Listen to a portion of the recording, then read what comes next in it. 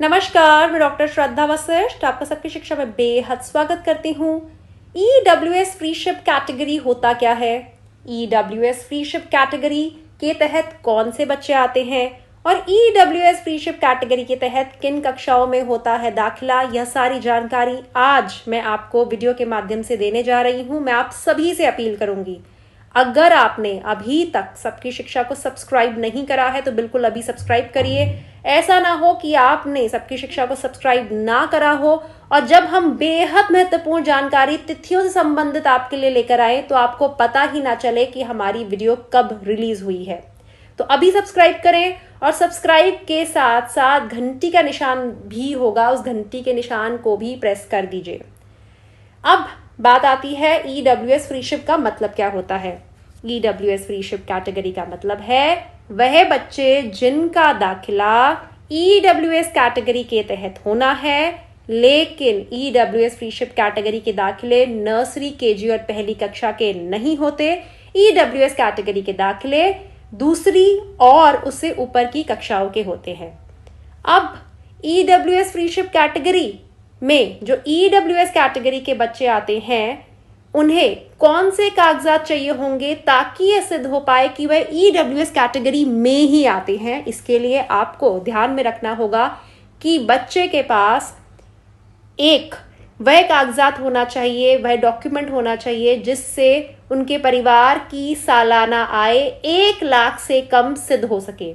इसके लिए बच्चे को चाहिए होगा इनकम सर्टिफिकेट जो उसके माता या पिता में से किसी एक के नाम का बना हुआ होना चाहिए।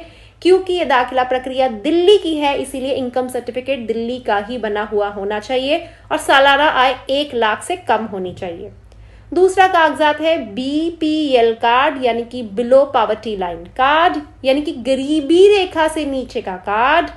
तीसरा होता है आय कार्ड AAY कार्ड, अंत्योदय आय योजना कार्ड और चौथा होता है फूड सिक्योरिटी कार्ड।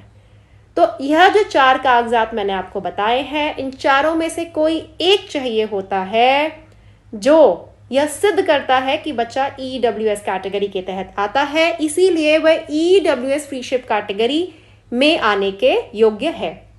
अब सवाल उठता है कि किन कक्षाओं में बच्चों का होता है दाखिला। जैसे मैंने आपको बताया है कि EWS फ्रीशिप नाम से ही कह रहा है कि इसमें नर्सरी, केजी और पहली के बच्चों का दाखिला नहीं होता। इसके तहत दूसरी और उससे ऊपर की कक्षाओं का दाखिला होता है, यानी कि दूसरी, तीसरी, चौथी, 5वीं, 6ठी, 7वीं, 8वीं और 9वीं कक्षाओं में बच्चों के दाखिले को EWS फ्रीशिप कहा जाता है। दिल्ली के प्राइवेट स्कूलों में EWS फ्रीशिप कैटेगरी के तहत दूसरी से 9वीं के बच्चों के दाखिले होते हैं। ये सभी बच्चे EWS कैटेगरी के होते हैं।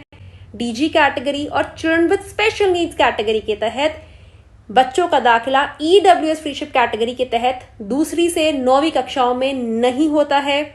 और यह भी कहना चाहूंगी कि EWS फ्रीशिप कैटेगरी के तहत जिन बच्चों का दाखिला होता है उन्हें निःशुल्क शिक्षा भी मिलती है, साथ ही नियमों के अनुसार उन्हें स्कूल से एक जोड़ा वर्दी और किताबें और लिखने से जुड़ी कापियां जो होती हैं जो स्कूल में इस्तेमाल होनी है वह भी निःशुल्क ही मिलनी चाहिए। तो उम्मीद करती हूं आप समझ गए होंगे कि EWS फ्रीशिप कैटेगरी का मतलब है दूसरी से 9वीं के दाखिले।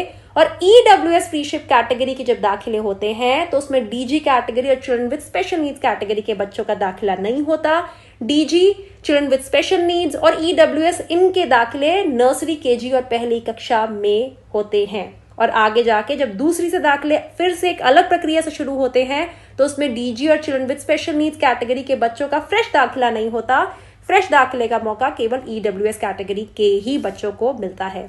उम्मीद करती हूँ जानकारी से आपको लाभ होगा। मुझे डॉक्टर श्रद्धा वशिष्ठ को इजाजत दीजिए। नमस्कार।